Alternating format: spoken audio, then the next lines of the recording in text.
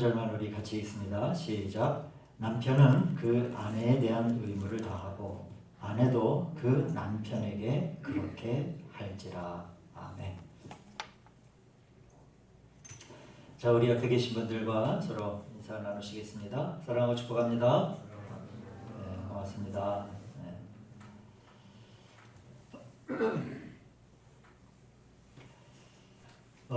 오늘 이제 마지막 시간이 될 것 같아요. 행복한 부부 생활의 원칙 이제 세 번째 시간을 우리가 갖도록 하겠습니다.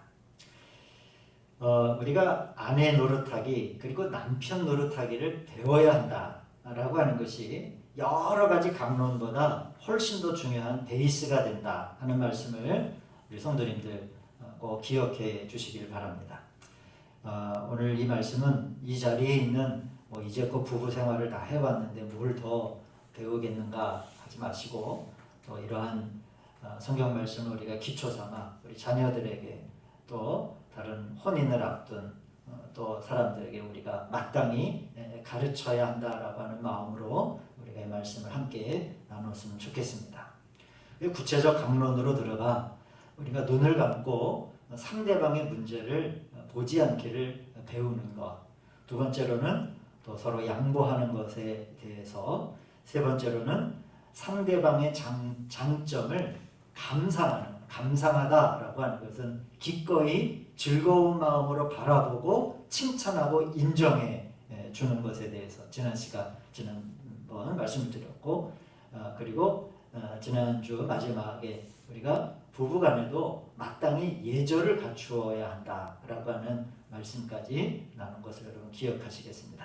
자, 그 예절 가운데 하나는 음성에 관한 말씀을 드렸죠. 그러니까 이것을 말투라고도 얘기할 수 있는데 말의 내용은 같아도 말하는 방법과 어조가 달라요.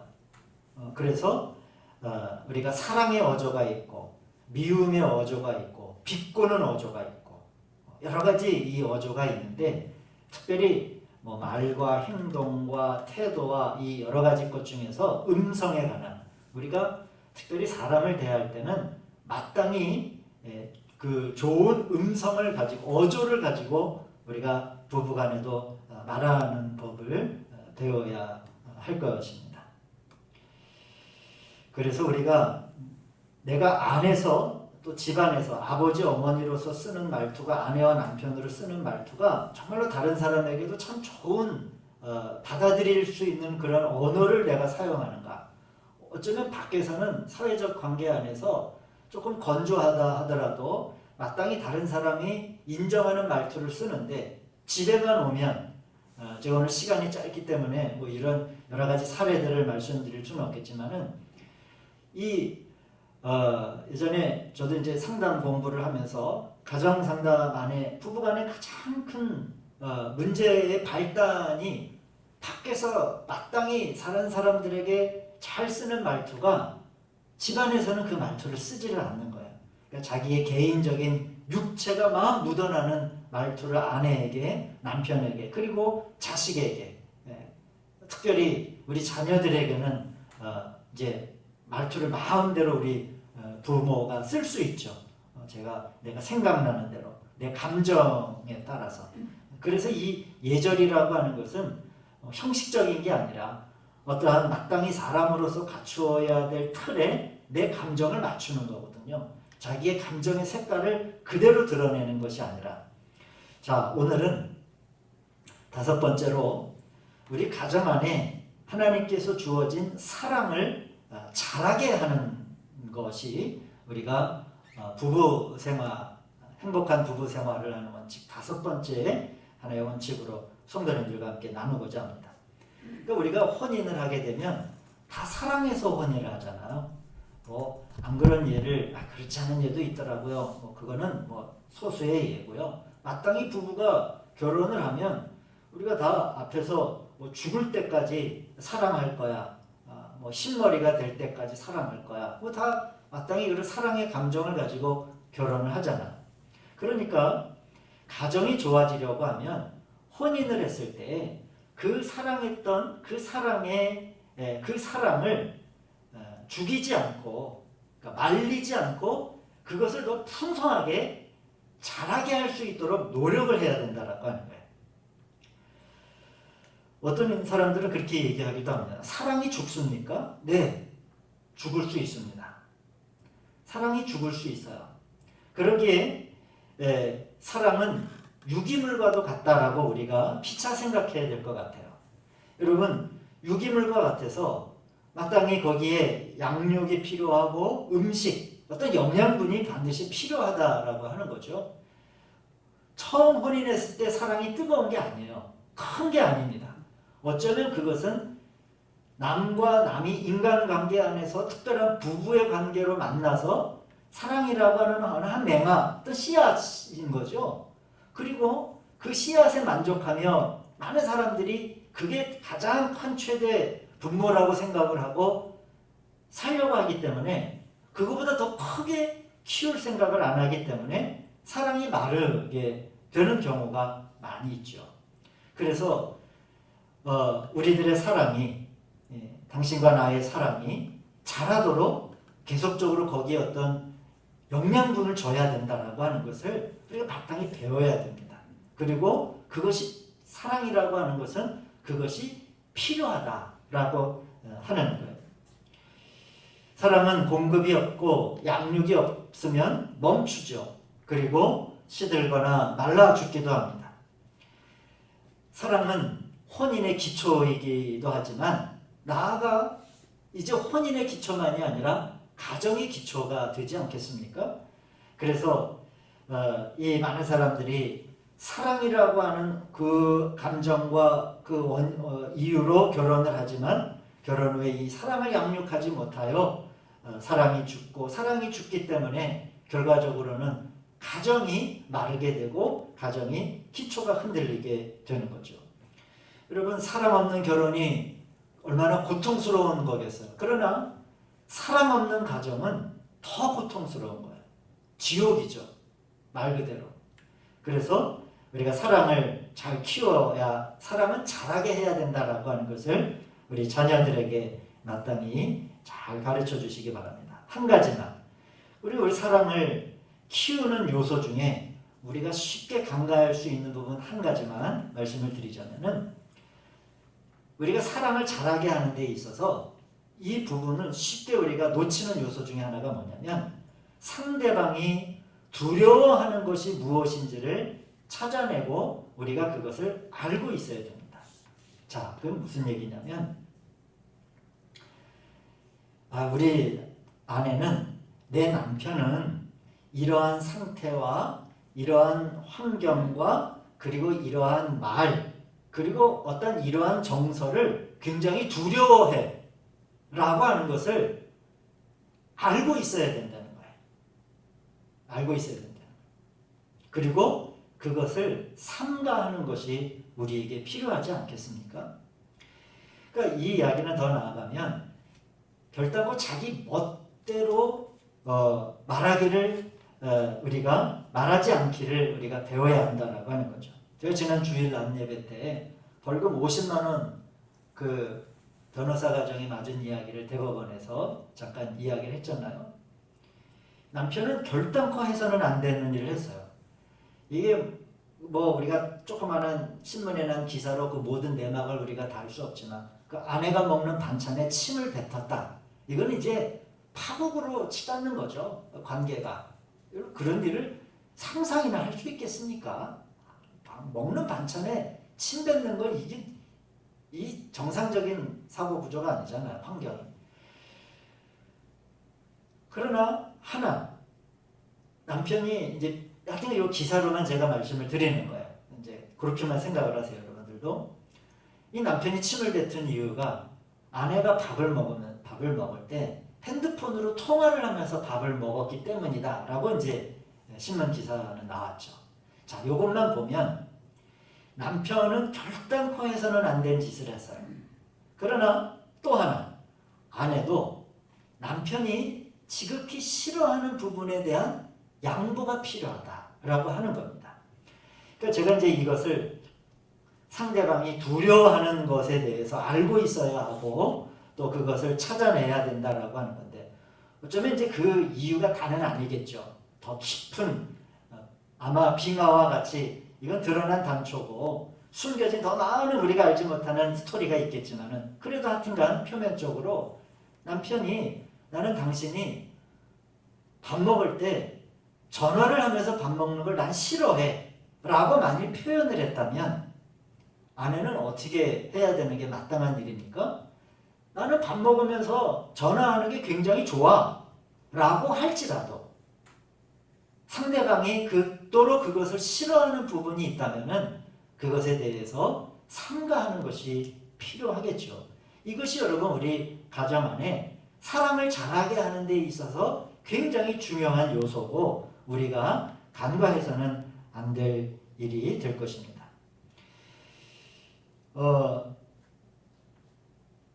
밥 먹으면서 전화하는 것은 도덕적 문제는 없어요. 그게 무슨 도덕적으로 윤리적으로 문제가 왜 됩니까? 혼자 할 때 밥 먹으면서 전화할 수도 있잖아요. 여기에는 도덕적인 문제가 없어요. 많은 경우가 이런 겁니다.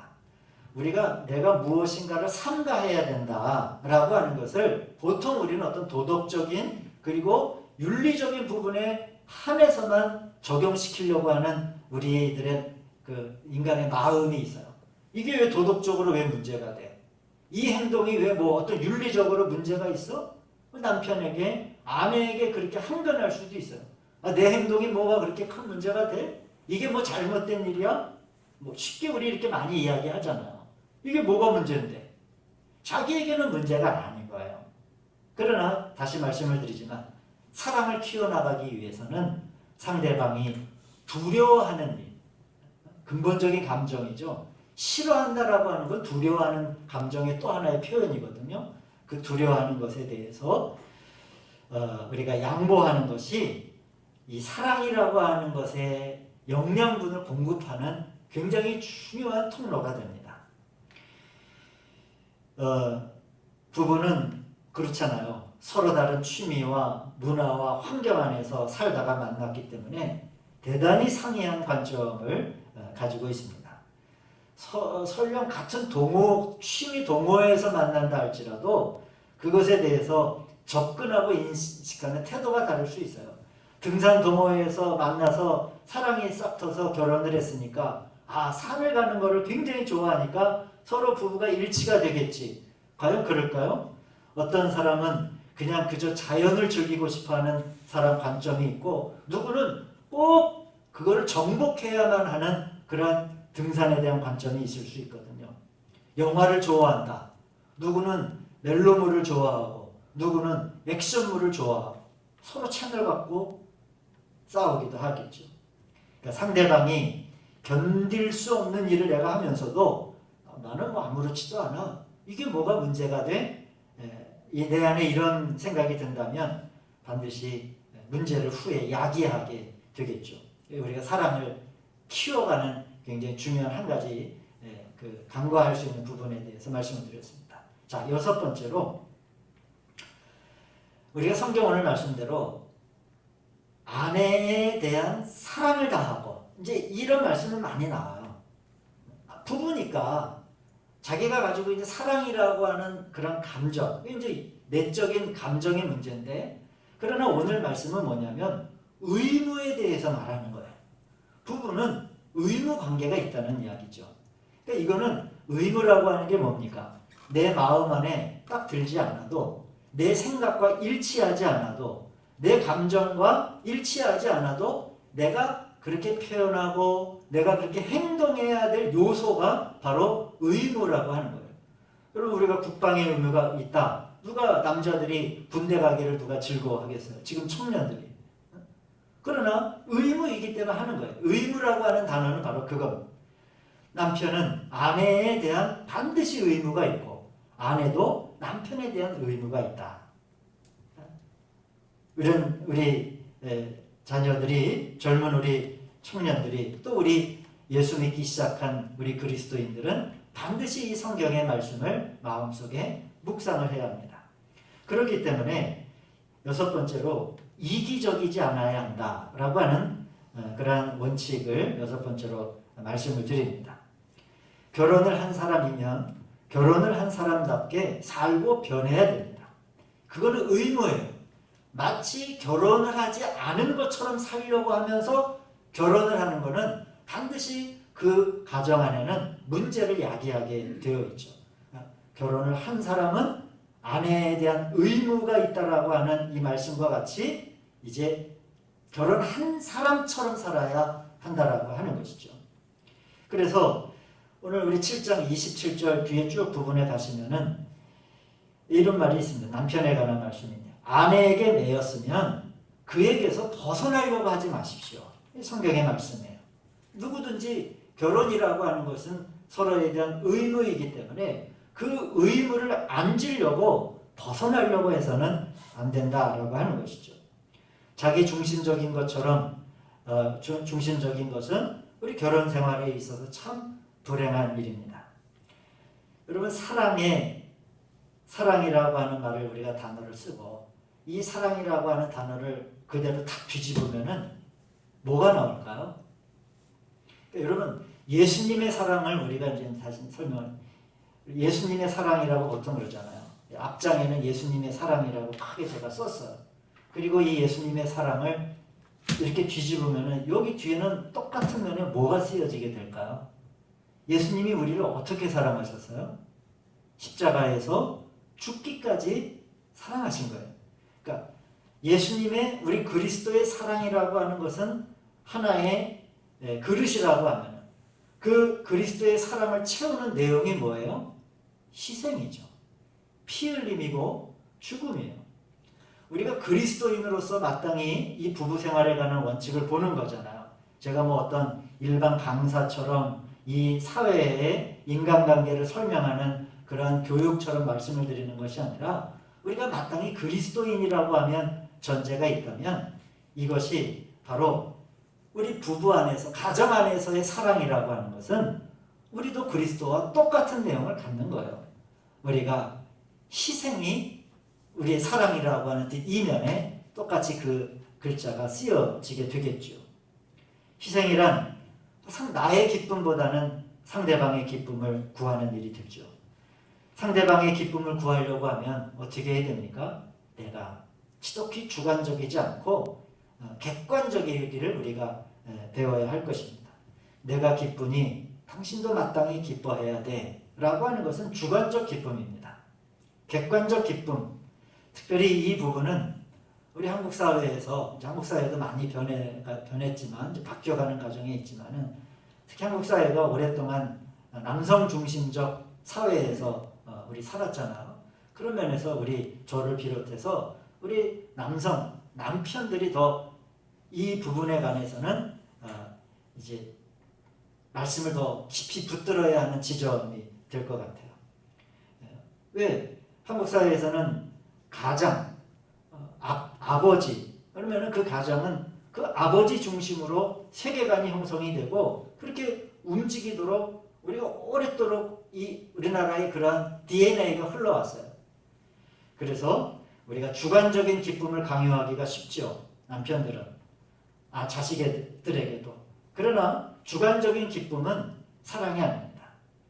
객관적이어야 돼요. 이러한 그 안에서 우리가 이기적이지 않는 의무를 져야 된다. 자, 마지막으로 이 부분을 마치고 우리 행복한 부부 생활에 관한 원칙에 관한 세 번째를 마치려고 합니다. 이 부분은 좀 어려운 부분인데 그래도 제가 이 말씀이 이제 우리 자료로 또 말씀 유튜브에 우리 새신자를 교육하는 말씀으로 남기 때문에 이 부분을 좀 간단하게라도 말씀을 좀 드리고 싶은데 마지막으로 이겁니다. 상대방에게도 충분한 자유를 주고 또 상대방의 비밀이 있음을 인정을 하고 그리고 부부간의 사유물을 인정해야 된다 하는 그런 말씀을 드리고 싶어요. 이 부분을 설명하려고 하면 좀 같이 서로 이야기도 하고 좀 긴 설명이 필요하지만은 결국 우리가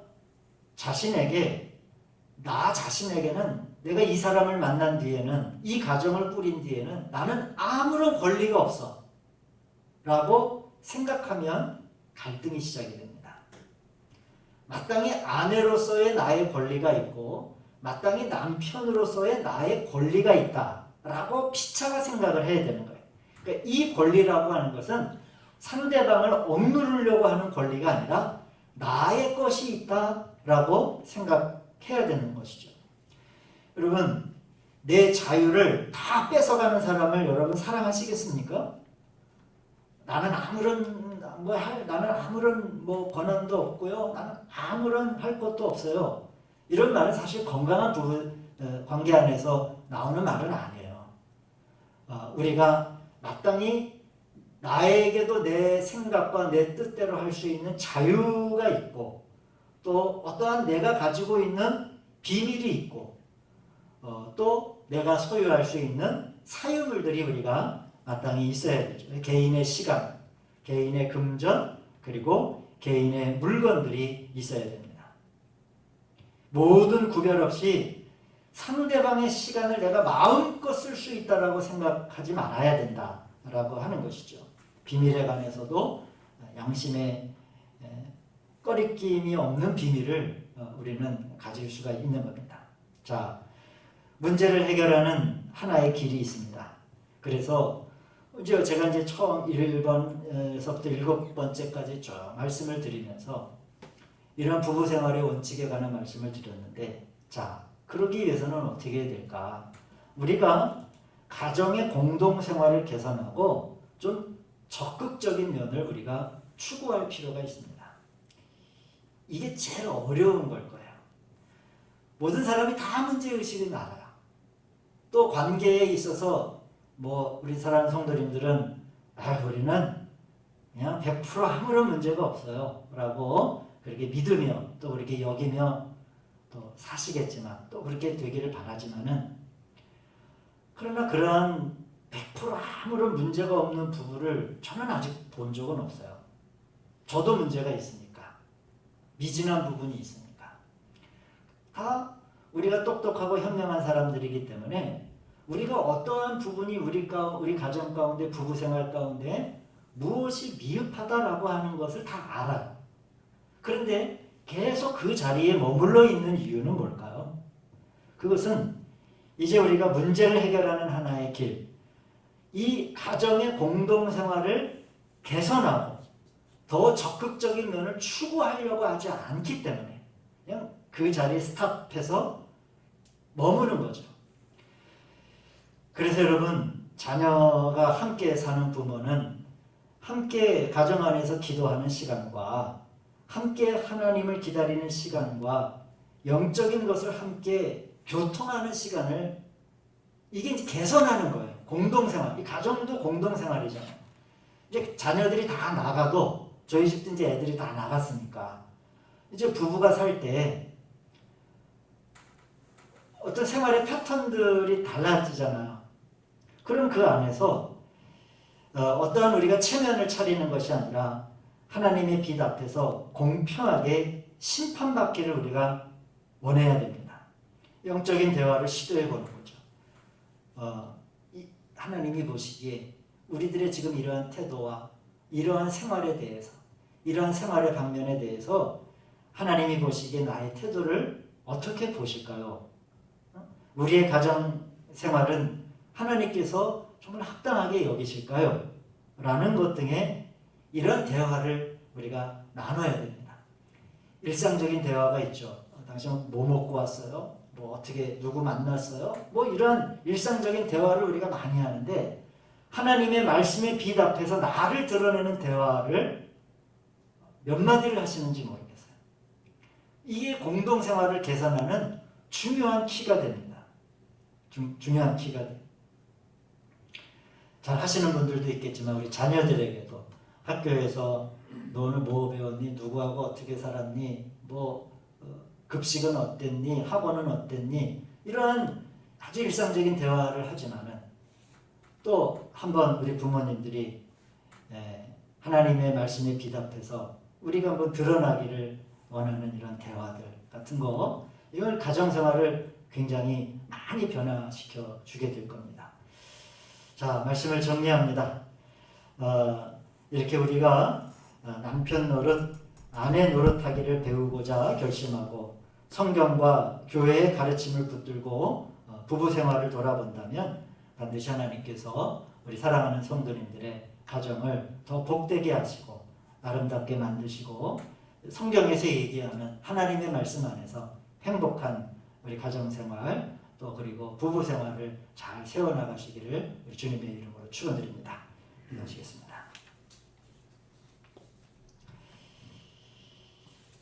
자비로우신 아버지 하나님, 저희들에게 귀한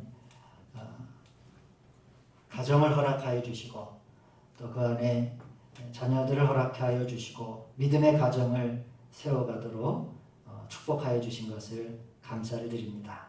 그러나 우리가 그 자리에 머물러 있지 않고 하나님이 보시기에 하나님의 영광이 나타나고 참 행복한 그런 가정들이 되기 위하여 더욱더 하나님의 말씀에 붙들려 남편 노릇, 아내 노릇하기를 잘 배우고 또 그 배움 가운데 실천할 수 있는 저희들이 되게 하여 주시옵소서. 예수님의 이름으로 기도하였습니다. 아멘. 주님 때문이라 내가 살아